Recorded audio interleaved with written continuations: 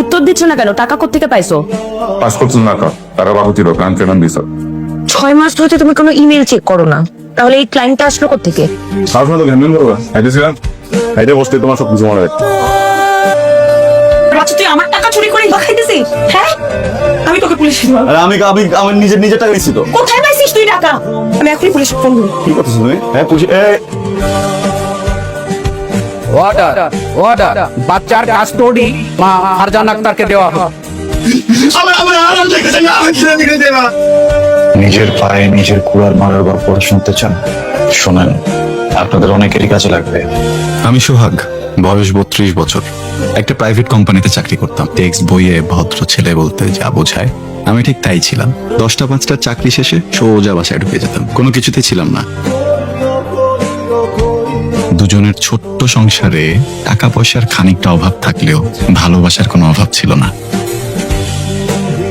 বছর ঘুরতেই ঘর আলোকিত করে জন্ম নিল পরীর চেয়েও ফুটফুটে সুন্দর এক কন্যা, আমার রাজকন্যা। পৃথিবীর সব মায়া, সব রূপ, ঐশ্বর্য যেন সৃষ্টিকর্তা ওর চোখে মুখে ঢেলে দিয়েছিলেন। ওই মুখের দিকে তাকিয়ে মনে হলো আমি এই পৃথিবীর সব থেকে সুখী মানুষ।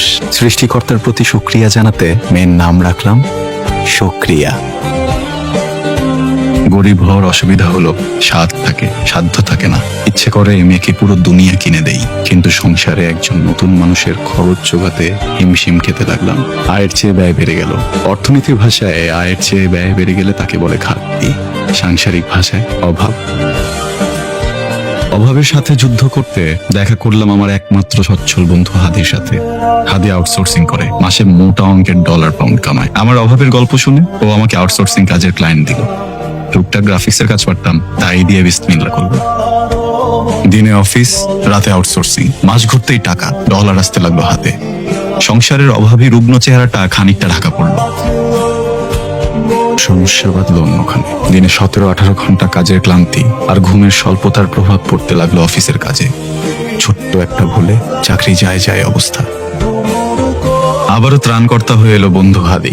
না ঘুমিয়ে কাজ করার জন্য দিল এক অদ্ভুত সমাধান। সেই প্রথম সিলভার রোডে লাল গাড়ি চালান। গাড়ি ফার্স্ট গিয়ারে দিতে এই চিমনো শরীর জেগে